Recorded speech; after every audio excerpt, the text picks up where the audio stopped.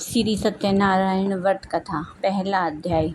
एक समय की बात है, नैमिषारण्य तीर्थ में सोनकाशी 88,000 ऋषियों ने श्री सूत जी से पूछा, हे प्रभु, इस कलियुग में वेद विद्या रहित मनुष्य को प्रभु भक्ति किस प्रकार मिलेगी तथा उनका उद्धार कैसे होगा। मुनि श्रेष्ठ, कोई ऐसा तप बताइए जिससे थोड़े समय में ही पुण्य प्राप्त हो, मनवांछित फल मिले, और इस प्रकार की कथा सुनने की हमारी इच्छा है। सर्वशास्त्रों के ज्ञाता श्री सूत जी बोले, हे वैष्णवों में पूज्य, आप सबने प्राणियों के हित की बात पूछी है, इसलिए मैं आपको एक ऐसे श्रेष्ठ व्रत को आप लोगों को बताऊंगा जिसे नारद जी ने लक्ष्मी नारायण से पूछा था और लक्ष्मीपति ने मुनि श्रेष्ठ नारद जी से कहा था। आप सब इसे ध्यान से सुने। एक समय की बात है, योगीराज नारद जी दूसरों की हित की इच्छा में अनेक लोकों में घूमते हुए मर्त्यलोक में आ पहुँचे।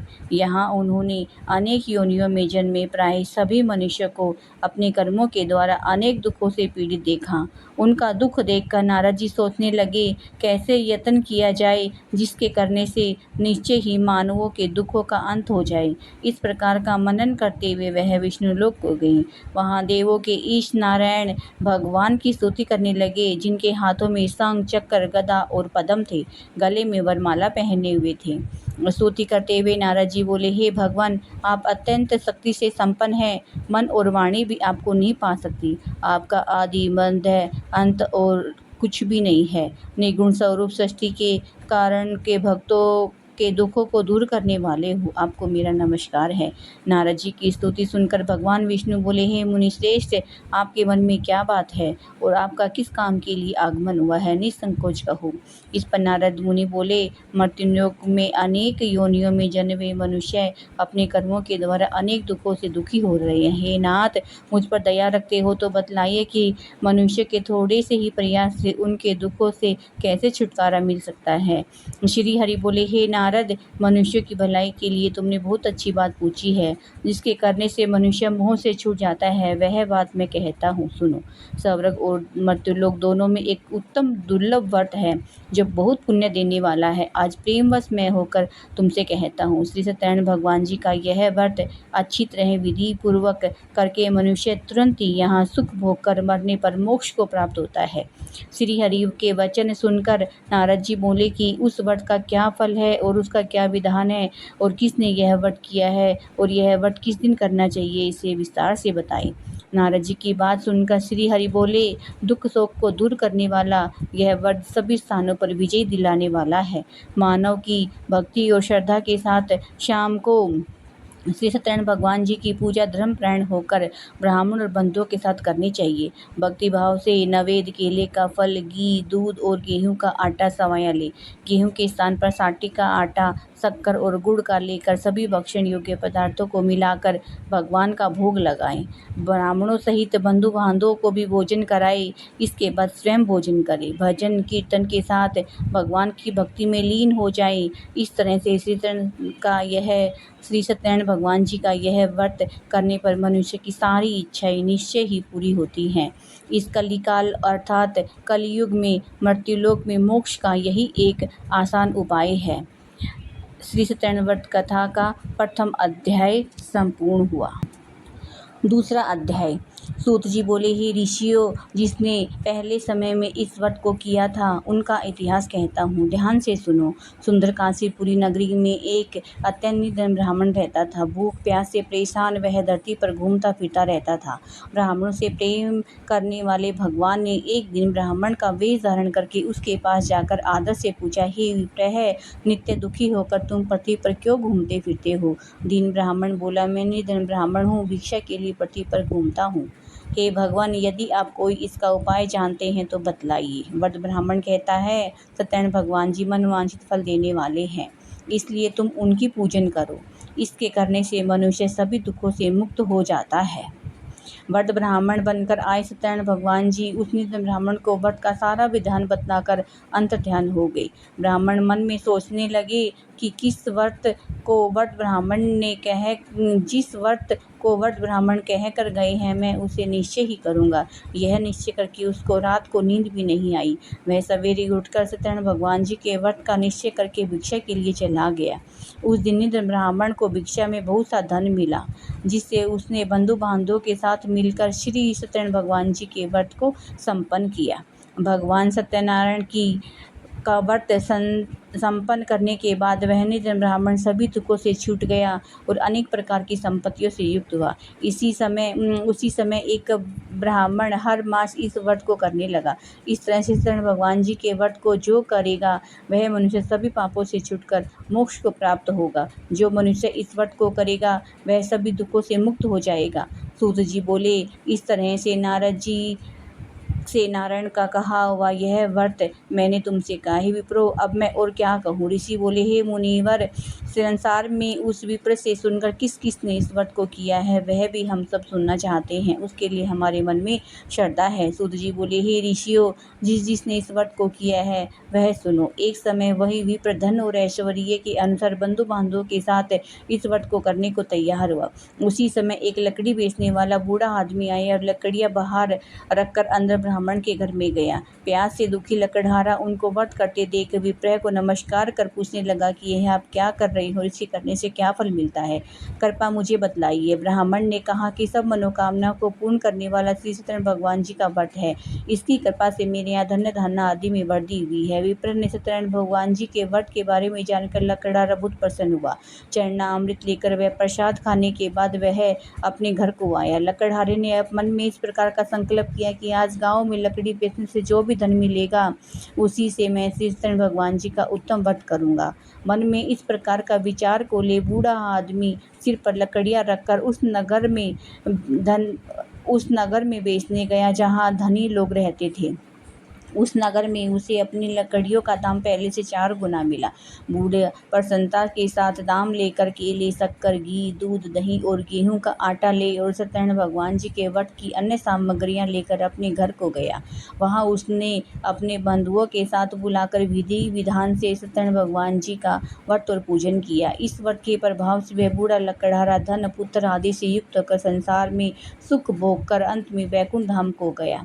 इति श्री सत्यनारायण भगवान जी व्रत का द्वितीय अध्याय संपूर्ण।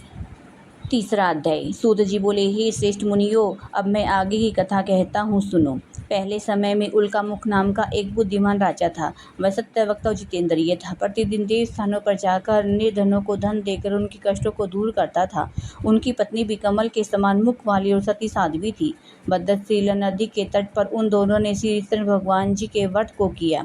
उसी समय साधु नाम का एक वैश्य आया। उसके पास व्यापार के लिए बहुत सा धन था।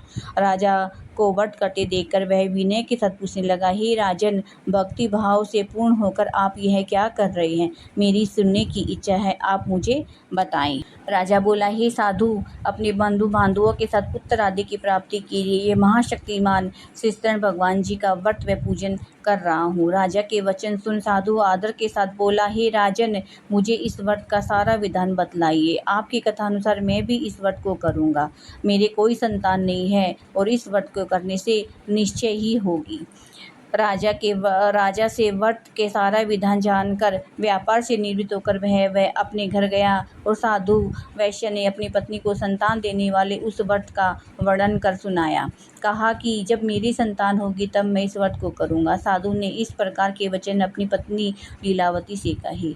एक दिन लीलावती पति के साथ आनंदित होकर सांसारिक धर्म से पवित्र होकर सत्यनारायण भगवान की कृपा से गर्भवती हो गई। 10वें महीने में उसने एक सुंदर कन्या को जन्म दिया। दिनों दिन वह इस तरह बढ़ने लगी जैसे शुक्ल पक्ष चंद्रमा बढ़ता है। माता पिता ने अपनी कन्या का नाम कलावती रखा। एक दिन लीलावती ने मीठे शब्दों से अपने पति को याद दिलाया कि आपने जो संकल्प किया था कि मैं सत्यनारायण भगवान जी का व्रत करूँगा, अब आप उसे करिए। साधु बोला कि हे प्रिय, इसके विवाह पर करूँगा। इस प्रकार अपनी पत्नी को आश्वासन देकर वह नगर को चला गया। कलावती पिता के घर में रह दिनों दिन इस तरह बढ़ने लगी जैसे शुक्ल पक्ष चंद्रमा बढ़ता है। साधु ने एक बार नगर में अपनी कन्या को सखियों के साथ देखा तो तुरंत दूत बुलाकर कहा कि जाओ, मेरी कन्या के लिए कोई सुयोग्य वर देख कर लाओ। साधु की आज्ञा पाकर दूत कंचन नगर पहुंचा। वहां देखभाल कर लड़की के लिए सुयोग्य वाणिक पुत्र को ले आया। सुयोग्य लड़के को देखकर साधु ने बंधु बांधवों को बुलाकर अपनी पुत्री का विवाह उसके साथ कर दिया। लेकिन दुर्भाग्य की बात है कि साधु ने अभी भी श्री कृष्ण भगवान जी का व्रत नहीं किया। इस पर भगवान क्रोधित हो गए और श्राप दिया कि साधु को अत्यधिक दुख मिले। वह अपने कार्य में कुशल साधु बनिया जमाई को लेकर समुद्र के पास स्थित होकर रतनपुर नगर में गया। वहां जाकर दामाद ससुर दोनों मिलकर चंद्रकेतु राजा के नगर में व्यापार करने लगे। एक दिन भगवान सत्यनारायण की पाया से एक चोर राजा का धन चुराकर भागा जा रहा था। उसने राजा के सिपाहियों को अपना पीछा करते देख चुराया हुआ धन वहीं रख दिया जहां ससुर जमाई ठहरे हुए थे। राजा के सिपाहियों ने साधु वैश्य के पास धन रखा देखा तो ससुर जमाई दोनों को बांधकर प्रसन्नता के साथ राजा के पास ले गए और कहा कि हम उन दोनों चोरों को पकड़ कर लाए हैं, आप आगे की कार्यवाही की आज्ञा दें। राजा की आज्ञा से उन दोनों को कठोर कारावास में डाल दिया गया और उनका सारा धन छीन लिया गया।